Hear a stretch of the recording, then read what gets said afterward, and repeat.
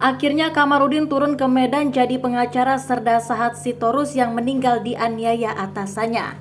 Kamarudin Simanjuntak akhirnya turun tangan di kasus kematian Serda Sahat Wira Sitorus. Serda Sahat Wira Sitorus merupakan anggota TNI di Dumai yang tewas diduga dianiaya komandannya. Pihak keluarga korban yang sudah melakukan banding di Pengadilan Militer Tinggi 1 Medan.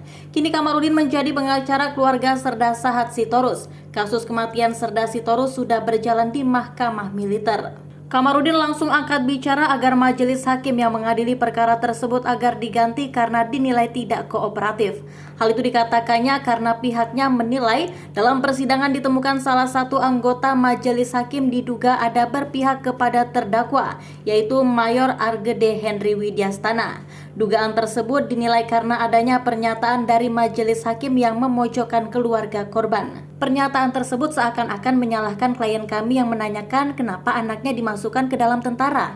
Kata Kamarudin di Kota Medan pada Kamis 19 Januari 2023. Pihaknya juga telah melayangkan surat kepada Panglima TNI, Mahkamah Agung, Auditor Militer terkait sikap dari majelis hakim tersebut, supaya hakim yang bersangkutan segera diganti karena tidak menunjukkan rasa simpati dan empati kepada klien kami, ucapnya.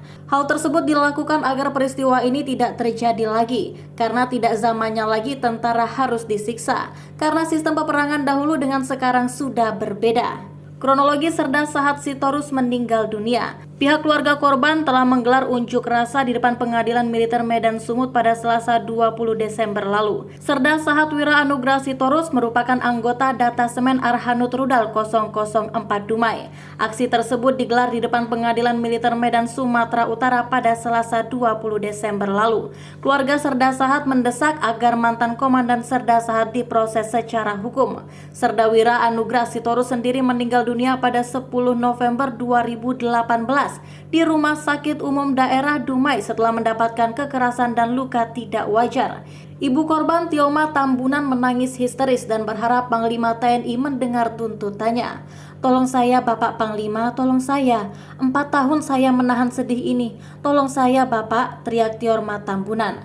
Kuasa hukum keluarga Poltak Silitonga menceritakan kematian Serda Sahat terjadi saat Sahat menjalani latihan pada November 2018 lalu. Kala itu setelah dinyatakan lulus sebagai anggota TNI, Serda Sahat mengikuti pendidikan di Resimen Induk Kodam 1 Bukit Barisan di Pematang Siantar. Setelah 6 bulan pendidikan di Rindam, Serda Sahat dikirim ke Kota Malang, Jawa Timur mengikuti pendidikan Arhanud. Usai pendidikan di Kota Malang, Serda Sahat mendapat penempatan di Datasemen Arhanud Rudal 004 Dumai. Disinilah korban diduga mendapatkan penganiayaan dari atasannya setelah diduga dianiaya pada 8 November 2018. Keesokan harinya korban dipaksa menjalani latihan berat. Saat itu medis sudah menyatakan bahwa kondisi fisik Serda Sahat dalam keadaan tidak sehat. Namun para atasan Serda Sahat tetap memaksa korban terjun latihan. Bahkan korban dipaksa masuk ke dalam kanal hingga akhirnya tenggelam.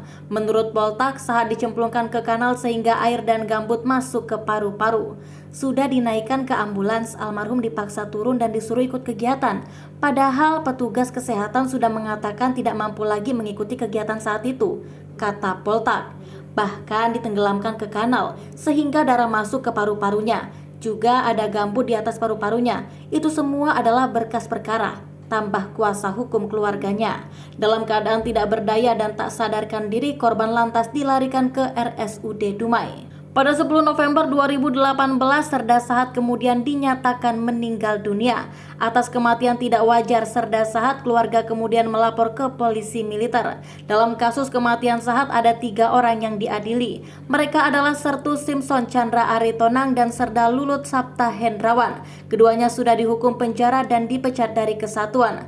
Namun satu terduga pelaku lainnya yakni Leda Yonrotua Raja Guguk belum dipecat dan masih dibiarkan berdinas setelah yang bersangkutan melakukan banding. Ini Sambo versi TNI, pelaku bebas berkeliaran di mana-mana. Ini cara pembunuhan yang biadab, kata Ketua Horas Bangso Batak Sumut Thomson Parapat saat mendampingi orang tua korban. Di depan Gunung Dilmilti 1 Medan, orang tua korban menangis terseduh-seduh. Tioma Tambunan mengatakan dirinya sudah cukup bersabar selama 4 tahun ini atas kematian sang anak. Namun terduga pelaku lain tidak dipecat dan tidak ditahan. Bahkan terduga pelaku lain masih berdinas seperti biasa. Atas masalah ini, Tiorma Tambunan meminta kepada Panglima TNI untuk mengatensi kasus anaknya yang terkesan dikaburkan para petinggi TNI AD.